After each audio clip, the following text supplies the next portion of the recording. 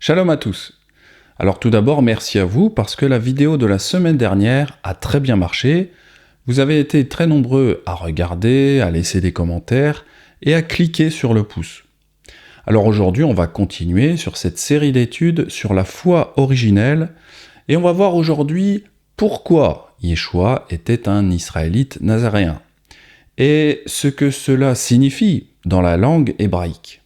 Dans la dernière vidéo, nous avions vu qu'au IVe siècle, les chrétiens et les nazaréens sont devenus deux religions totalement distinctes, et que les chrétiens qualifiaient d'hérétiques les nazaréens. L'histoire nous indique que le Messie Yeshua était un nazaréen. Cependant, l'histoire ne suffit pas, il faut aussi pouvoir le prouver par les Écritures.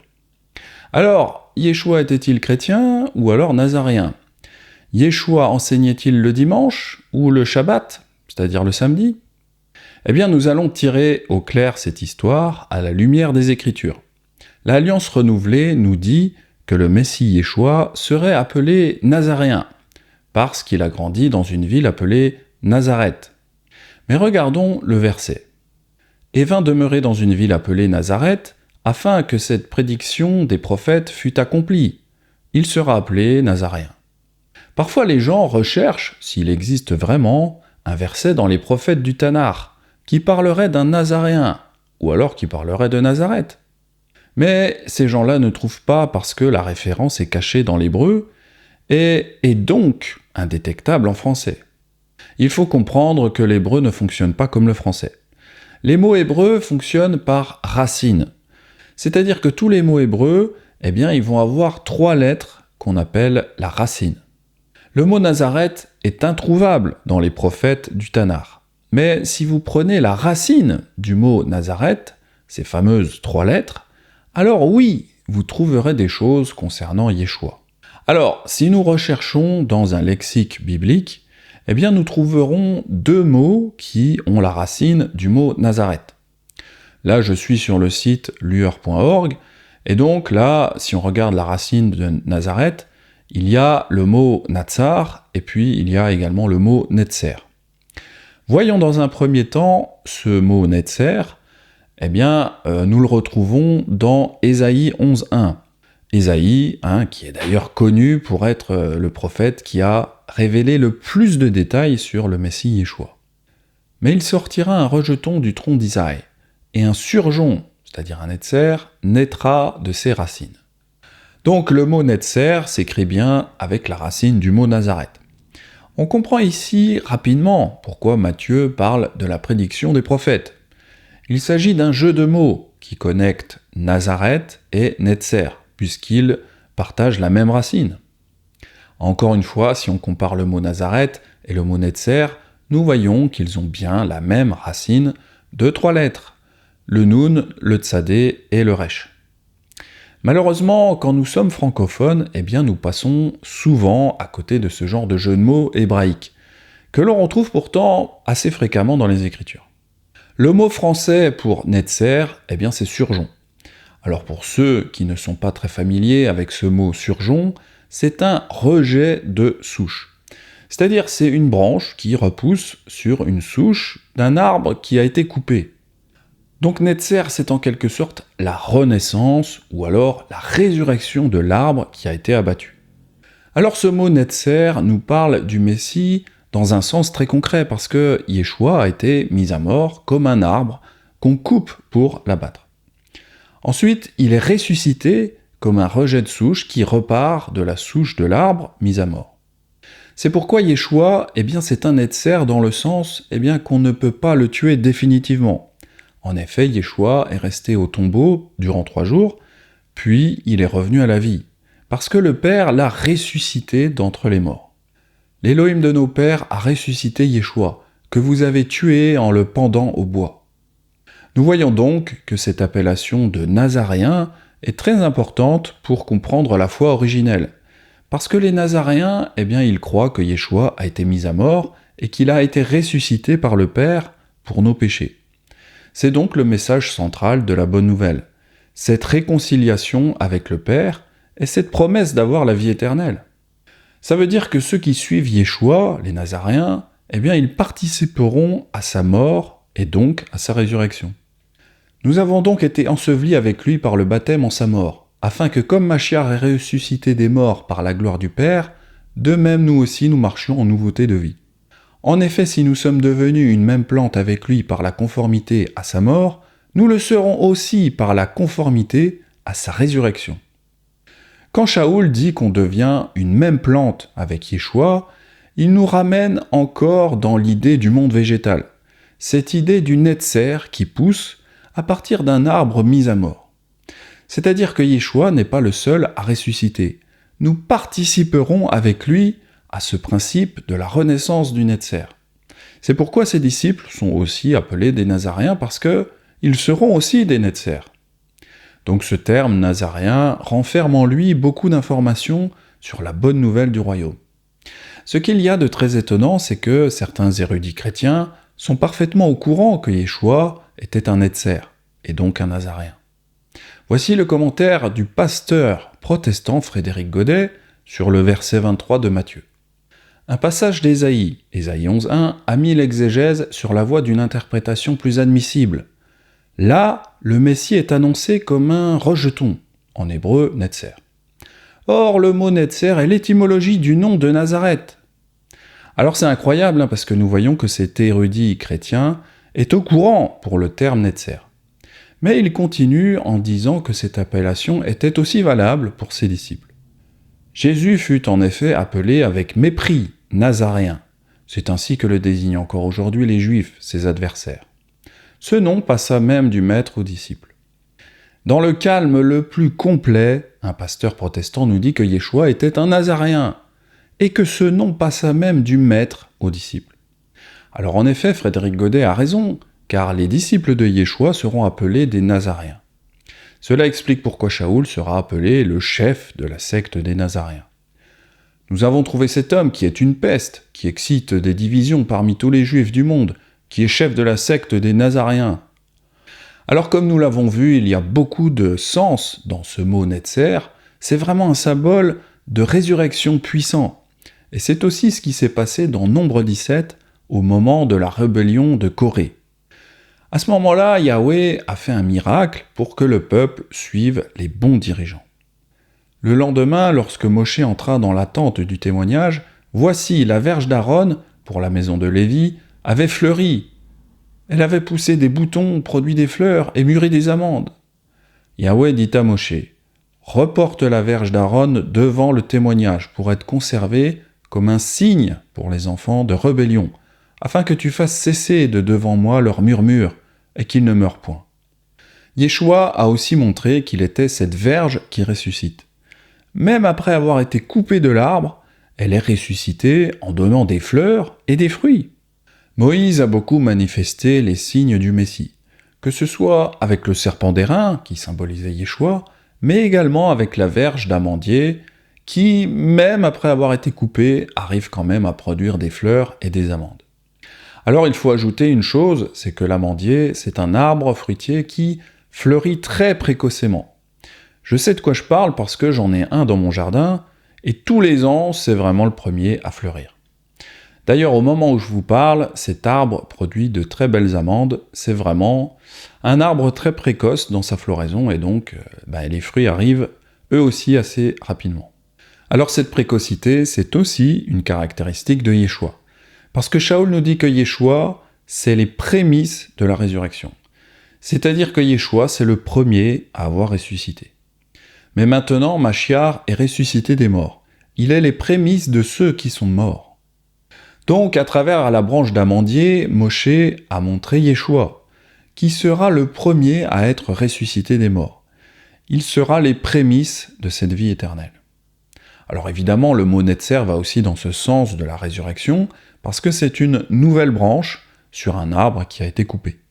De plus, si nous creusons un peu la racine du mot netzer, nous tombons aussi sur le verbe natsar.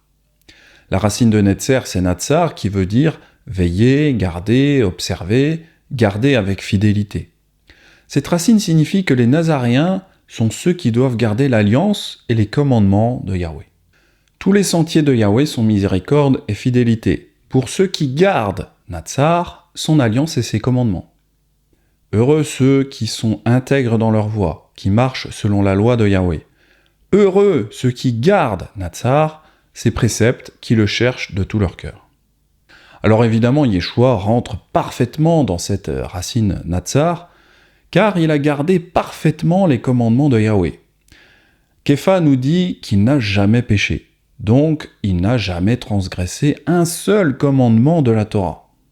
Lui qui n'a point commis de péché et dans la bouche duquel il ne s'est point trouvé de fraude. Ça veut dire que Yeshua est l'exemple ultime du Nazaréen.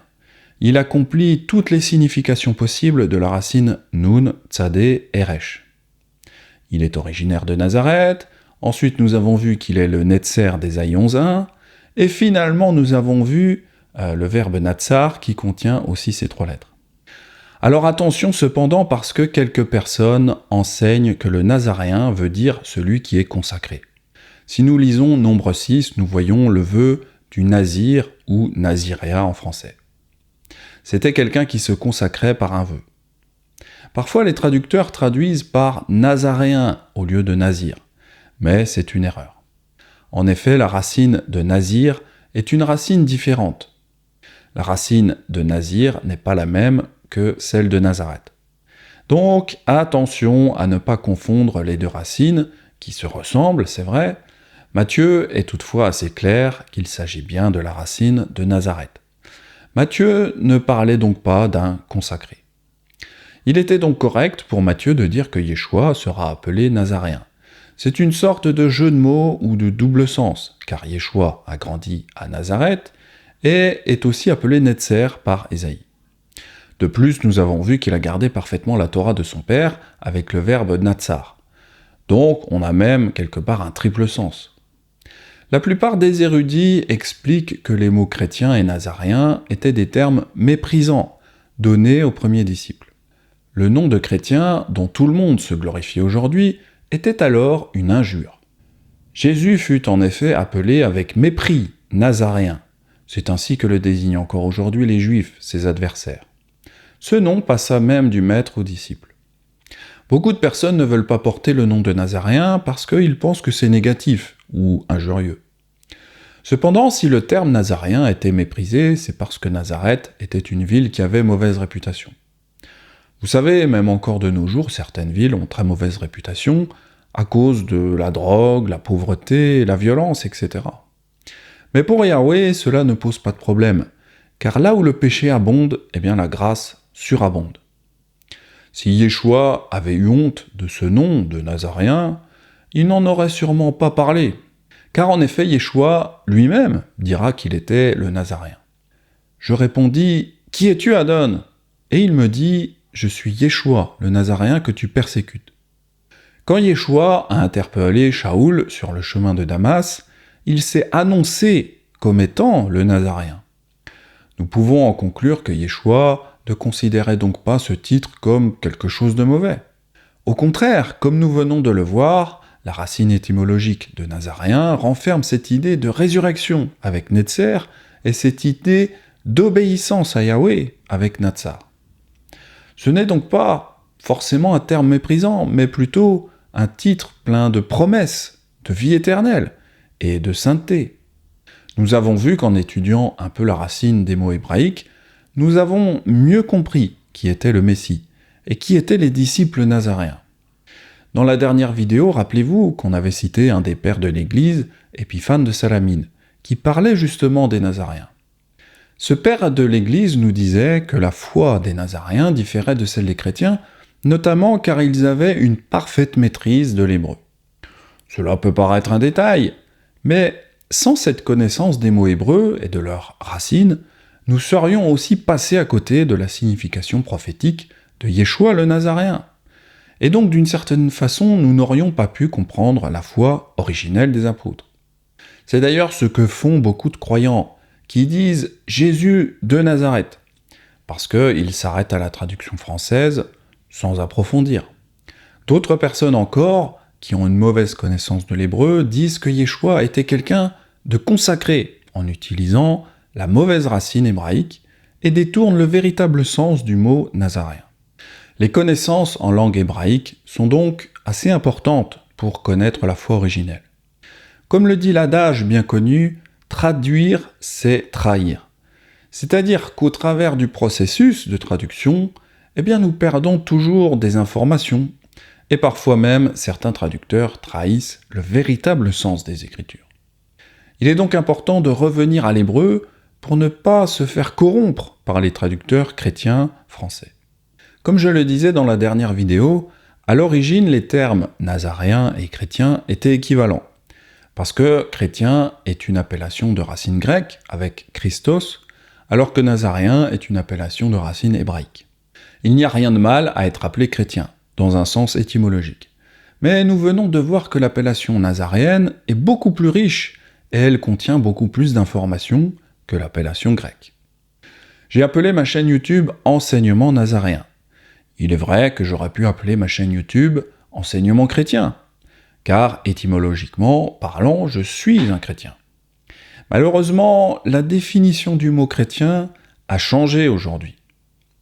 Vous savez, il y a plusieurs dizaines, voire centaines de mots qui ont changé de définition à travers les siècles.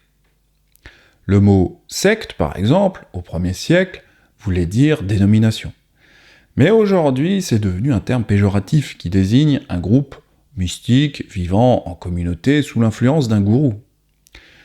C'est pareil pour l'appellation chrétienne. Aujourd'hui, elle a complètement changé de sens, car ce sont désormais des personnes qui ne suivent plus la foi originelle de Yeshua.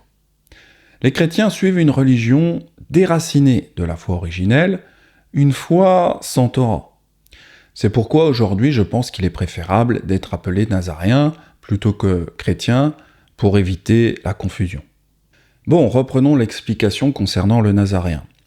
Si Yeshua est originaire de Nazareth, mais qu'il est le nazaréen des prophéties bibliques, il est logique que les traducteurs hésitaient entre l'appellation Jésus le Nazaréen ou Jésus de Nazareth. Louis II traduit Jésus de Nazareth, et c'est traduit comme cela dans la majorité des Bibles. Certaines traductions cependant traduisent par Jésus le Nazaréen, ce qui montre que le traducteur a compris que Jésus est plus qu'un simple habitant de Nazareth, mais c'est davantage une signification prophétique de ce qu'il est. Il est évident que Jésus de Nazareth est une mauvaise traduction. En effet, ce mot nazaréen n'est pas uniquement utilisé pour parler de Jésus, mais aussi de ses disciples, comme l'apôtre Shaoul. Nous avons trouvé cet homme qui est une peste, qui excite des divisions parmi tous les Juifs du monde, qui est chef de la secte des Nazaréens. Quand Shaoul est qualifié de Nazaréen, nous savons que cela ne veut pas dire qu'il vient de Nazareth, parce que Shaoul n'a pas grandi à Nazareth. Il est né à Tars. Je suis juif, né à Tars en Cilicie, mais j'ai été élevé dans cette ville-ci. Donc évidemment, le terme nazaréen ne signifie pas simplement qu'on vient de Nazareth, mais plutôt qu'on est un disciple de Yeshua. Dans la pensée hébraïque et araméenne, si Yeshua était appelé le Nazaréen, alors ses disciples seraient aussi des Nazaréens. C'est pourquoi dans Actes 24:5, les pharisiens ont accusé l'apôtre Shaoul, non pas d'être un chrétien, mais d'être un meneur de la secte des Nazaréens. L'idée fondamentale est que la foi que Yahweh a donnée à Israël au mont Sinaï, c'est la seule vraie et correcte foi, et que tout le reste s'en écarte. Par conséquent, pour les pharisiens, dire que Shaoul appartenait à une secte revenait à dire qu'il s'était éloigné de la vérité. Shaoul cependant estimait ne pas avoir quitté la foi, car il croyait toujours ce qui était écrit dans la Torah et dans les prophètes. Je t'avoue bien que je sers l'Élohim de mes pères selon la voie qu'ils appellent une secte, croyant tout ce qui est écrit dans la loi et dans les prophètes. Notons que dans ce passage, Shaoul n'a jamais prétendu qu'il était chrétien. Au contraire, il a prétendu être un Israélite, et il a dit qu'il croyait toujours à toutes les choses qui sont écrites dans la loi et dans les prophètes. C'est quelque chose que la plupart des chrétiens modernes rejettent vigoureusement. Le mot secte fait principalement référence à une sous-section de quelque chose de plus grand. Par exemple, la chrétienté peut être divisée en différentes sous-sectes, catholiques, protestantes et orthodoxes. Et à l'intérieur de ces sectes, il y a encore plus de sous-sectes. Par exemple, à l'intérieur du protestantisme, il y a des luthériens, des baptistes, des méthodistes, des pentecôtistes, etc. Alors, ironiquement, les membres de certaines sectes considèrent les membres de tous les autres sectes comme des hérétiques. Et cette attitude est biblique, même si elle est appliquée à tort. Le judaïsme est également fragmenté. Les juifs orthodoxes forment la plus grande secte, mais il y a aussi les juifs conservateurs, les juifs réformés, des juifs karaïtes, des juifs racidiques et d'autres encore. Les juifs orthodoxes considèrent toutes les autres sectes comme des hérétiques, comme l'implique le langage d'Acte 24.5, où ils qualifient de peste les hérétiques qui ne pensent pas comme eux. Nous avons trouvé cet homme qui est une peste qui excite des divisions parmi tous les juifs du monde, qui est chef de la secte des Nazaréens. Aujourd'hui encore, les juifs orthodoxes qualifient encore les autres sectes comme étant des hérétiques, comme par exemple la secte des juifs karaïtes. C'est à partir de là qu'ils ont commencé à être considérés comme des hérétiques par les rabbins, qui ont cherché à les exclure de la communauté juive. Les juifs karaïtes ne représentent plus qu'aujourd'hui que quelques dizaines de milliers de fidèles, dont l'immense majorité se trouve ici, en Israël. Beaucoup de croyants aujourd'hui ne veulent plus faire partie de sectes ou de dénominations. Sur les réseaux sociaux, vous retrouverez souvent des citations du style « Je ne suis pas dans une religion, mais dans une relation ». C'est vrai qu'aujourd'hui, les croyants, ils ne veulent plus appartenir à une dénomination, c'est-à-dire qu'ils refusent catégoriquement de porter un nom qui définit leur foi. Cependant, nous devons comprendre que le fait de porter un nom, c'est la volonté de notre Créateur. Si vous prenez la Bible, qui est la parole de Yahweh, eh bien, cette parole nous explique et nous parle des différentes dénominations qui existaient à l'époque de Yeshua. Les Écritures nous parlent des pharisiens, des sadducéens, des zélotes, des chrétiens, des nazaréens. Les évangiles parlaient de différentes sectes, mais aujourd'hui, beaucoup d'entre vous ne veulent plus entendre parler de cela. Si la parole de Yahweh insiste sur ces groupes religieux, alors nous ne devons pas rejeter ces indications, parce que rien dans la parole n'est laissé au hasard. En réalité, parler des différentes sectes est important et c'est très instructif, car cela nous aide à comprendre que ces différents groupes de personnes possèdent des attitudes et des croyances spécifiques. Nous devons donc connaître et comprendre ces attitudes et ces croyances comme Yeshua et ses apôtres les connaissaient. Nous voyons d'ailleurs Shaoul utiliser sa connaissance de ces sectes pour se sortir d'une situation qui était assez délicate. Shaoul, sachant qu'une partie de l'assemblée était composée de sadducéens et l'autre de pharisiens, s'écria dans le Sanhédrin : « Homme frère, je suis pharisien, fils de pharisien. C'est à cause de l'espérance et de la résurrection des morts que je suis mis en jugement. » Quand il eut dit cela, il s'éleva une discussion entre les pharisiens et les sadducéens, et l'assemblée se divisa, car les sadducéens disent qu'il n'y a point de résurrection, et qu'il n'existe ni ange ni esprit, tandis que les pharisiens affirment les deux choses. Dans ce passage, Shaoul va intentionnellement lancer un débat stérile, pour détourner l'attention et changer de sujet. Shaoul va donc utiliser les connaissances qu'il avait des sectes pharisiennes et sadducéennes pour se sortir du pétrin. Alors, si la Bible nous parle de ces différentes sectes à l'époque de Yeshua, c'est parce que c'est important de bien comprendre l'esprit qui se cache derrière chaque dénomination. D'ailleurs, quand on parle du discernement des esprits, il s'agit entre autres de cela. Alors évidemment, aujourd'hui, il existe beaucoup plus de sectes qu'au temps de Yeshua. En 2000 ans, le christianisme a pondu un nombre incalculable de dénominations différentes. Mais même s'il y a davantage de sectes aujourd'hui, les mêmes sectes existent encore aujourd'hui, mais juste avec des noms différents, parce que les mêmes esprits sont toujours là aujourd'hui. La secte des pharisiens du 1er siècle a changé de nom au Moyen-Âge, et s'appelle désormais les Juifs orthodoxes. Les hellénistes du 1er siècle, également appelés les Juifs grecs dans certaines traductions, sont similaires aux Juifs réformés d'aujourd'hui, car ils ont le même genre d'état d'esprit. Comme nous le verrons un peu plus tard, les messianiques, ou les Juifs nazaréens d'aujourd'hui, sont comme les pharisiens, qui avaient cru en Yeshua dans Acte 15 par exemple. Alors quelques-uns du parti des pharisiens qui avaient cru, c'est-à-dire cru en Yeshua, se levèrent.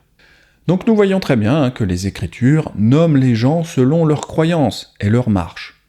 Par exemple, Israël est appelé Israël parce que ce peuple croit que Yahweh est l'Élohim d'Israël. Cependant, lorsque nous lisons à propos des Grecs hellénistes, de l'Alliance renouvelée, ce ne sont pas des Grecs de souche, mais ce sont des Juifs moins pieux qui ont obéi à un envahisseur plutôt qu'à Yahweh. Environ 200 ans avant Yeshua, le roi hellénique Antiochus a envahi la Judée. Et il a ordonné à tous les Israélites d'oublier Yahweh et d'adorer les dieux grecs à la place. Ceux qui lui obéissaient, même partiellement, étaient appelés grecs ou hellénistes, comme un terme péjoratif parce que ces Juifs avaient adopté les coutumes et traditions grecques. Le roi Antiochus publia un édit dans tout son royaume, pour que tous ne fissent plus qu'un seul peuple, et que chacun abandonnât sa loi particulière. Toutes les nations se conformèrent à l'ordre du roi. Beaucoup d'Israélites consentirent aussi à suivre son culte. Ils sacrifièrent aux idoles et profanèrent le Shabbat. Il était courant de nommer les gens selon leur foi, jusqu'aux Lumières du XVIIe et XVIIIe siècle. C'est aussi à cette époque que le judaïsme réformé est né. Les Juifs réformés estiment qu'il est acceptable de mélanger les religions et ils sont ouverts à entendre parler d'autres religions. C'est le même esprit que les Grecs hellénistes du 1er siècle, et c'est peut-être pour cela que les pharisiens se sont demandé si Yeshua allait enseigner parmi les Grecs hors du pays. Vous me chercherez et vous ne me trouverez pas, et vous ne pouvez venir où je serai. Sur quoi les Juifs dirent entre eux, où ira-t-il que nous ne le trouvions pas? Ira-t-il parmi ceux qui sont dispersés chez les Grecs, et enseignera-t-il les Grecs? Ceux qui sont dispersés chez les Grecs, ce sont les Juifs qui s'étaient intégrés dans les nations, et avaient abandonné la foi israélite. Plus tard, nous verrons que le christianisme a probablement surgi parmi les Juifs helléniques.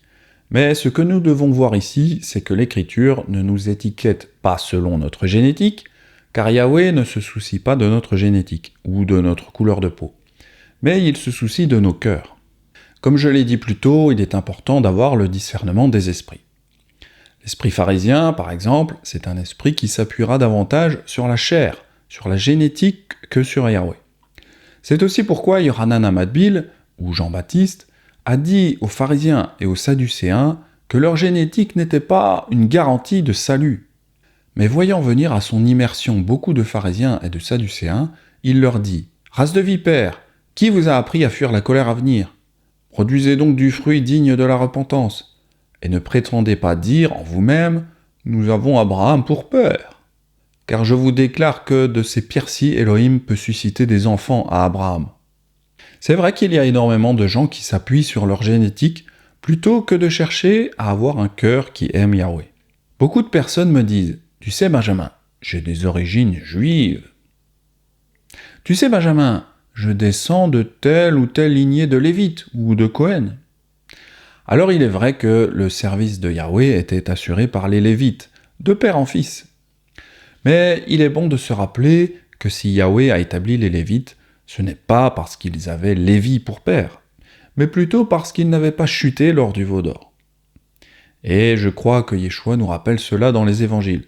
Il a choisi ses disciples, non pas à cause de leur lignée ou de leur génétique, mais il les a choisis selon leur cœur et l'amour qu'ils avaient d'Élohim. Il faut donc faire attention de ne pas mettre sa foi dans la chair, dans notre génétique, dans les généalogies, car c'est une des caractéristiques de l'esprit pharisien. Et de ne pas s'attacher à des fables et à des généalogies sans fin qui produisent des discussions plutôt qu'elles n'avancent l'œuvre d'Élohim dans la foi. Comme je l'ai dit, il y a plusieurs esprits qui sont à l'œuvre aujourd'hui. L'esprit rabbinique, l'esprit pharisien, l'esprit hellénique, l'esprit de Jézabel, l'esprit d'Akab, etc. Il est bon de savoir reconnaître ces esprits, d'avoir le discernement des esprits. Cependant, l'erreur dans laquelle tombent beaucoup de personnes aujourd'hui, c'est qu'ils disent n'appartenir à aucune religion. Ils disent que la religion, c'est mauvais. Certains disent qu'ils n'appartiennent à aucune dénomination. Ils ne veulent aucun nom, car avoir des noms, c'est ça qui est mauvais. En réalité, peu importe qu'on ait un nom ou pas, ce qui compte, c'est l'esprit qu'il y a derrière. Certains utilisent les dénominations pour se cacher derrière. Certains diront qu'ils sont nazaréens, alors qu'en réalité ils suivent le Talmud. Certains diront qu'ils sont simplement des disciples non dénominationnels, car ils ne veulent pas le nom. Mais pourtant, ils obéiront à différentes doctrines chrétiennes connues. Finalement, ne pas vouloir nommer ou définir sa foi, c'est jouer le rôle de l'ennemi, il cherche à créer la confusion. Au contraire, la parole de Yahweh cherche à créer de l'ordre, et c'est pourquoi les évangiles parlaient des différentes sectes du 1er siècle. Elohim en effet n'est pas un Elohim de désordre, mais un Elohim de paix. Ce que je veux vous faire comprendre, c'est qu'avec ou sans nom, eh bien cela ne change rien, car nous suivons tous une doctrine particulière, qu'on le veuille ou non. Cependant, Yahweh est un Elohim d'ordre, et il a donné des noms à chaque chose de sa création à travers Adam, et cela dans un souci d'ordre et de clarté. Yahweh Elohim forma de la terre tous les animaux des champs et tous les oiseaux du ciel, et il les fit venir vers l'homme pour voir comment il les appellerait, et afin que tout être vivant portât le nom que lui donnerait l'homme. Nous voyons dans ce passage que c'est Yahweh lui-même qui a voulu qu'Adam donnât des noms aux différentes créatures. Le fait de nommer les choses est donc une bonne chose, car sinon la Bible n'aurait pas pris la peine de parler des Nazaréens, des chrétiens, des pharisiens ou des sadducéens. La bonne chose à faire est donc de savoir si nous avons la foi originelle, et si nous l'avons, nous pouvons aussi le dire sans essayer de dissimuler notre esprit. De toute façon, Yahweh, il sait dans quelle personne il y a l'esprit pharisien ou sadducéen, ou dans quelle personne il y a l'esprit du Nazaréen. L'important c'est de suivre l'Esprit Saint, l'esprit de Yeshua le Nazaréen. Yeshua était rempli de l'Esprit Saint et nous devons nous focaliser sur sa façon de voir les choses, sa façon de penser. Je dois vous mettre en garde qu'il existe aujourd'hui beaucoup de personnes qui se diront nazaréennes. Mais en réalité, ce sont des personnes avec l'esprit pharisien, ou l'esprit sadducéen, ou un esprit de scribe. Ne suivez donc pas tous ceux qui se disent nazaréens, mais sondez plutôt les esprits qui se cachent derrière.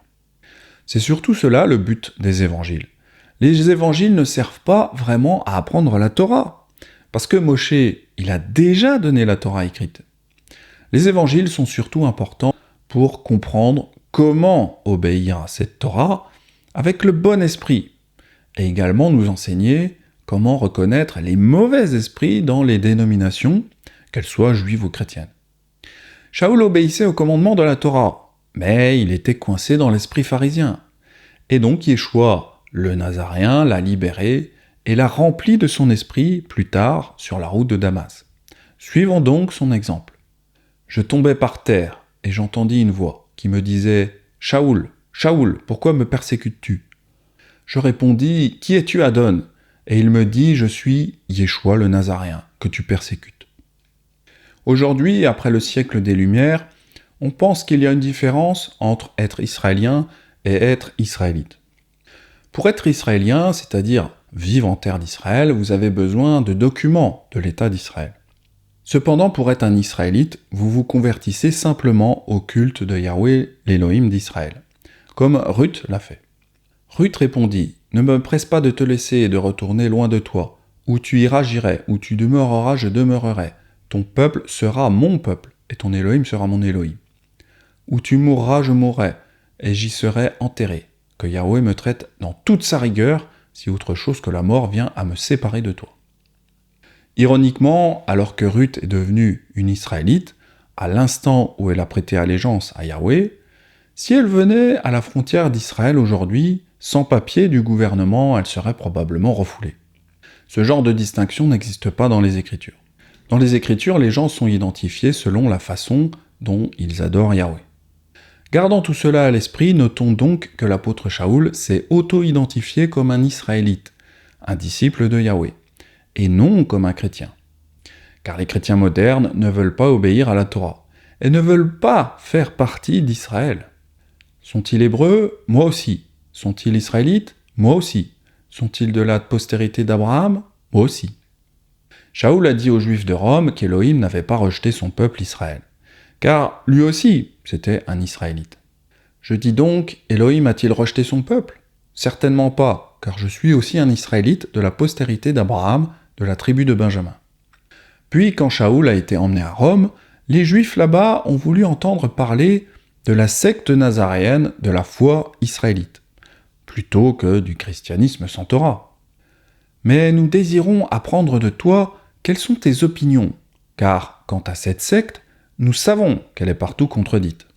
La différence entre la foi nazaréenne originelle et le christianisme sans Torah a beaucoup à voir avec ces trois éléments.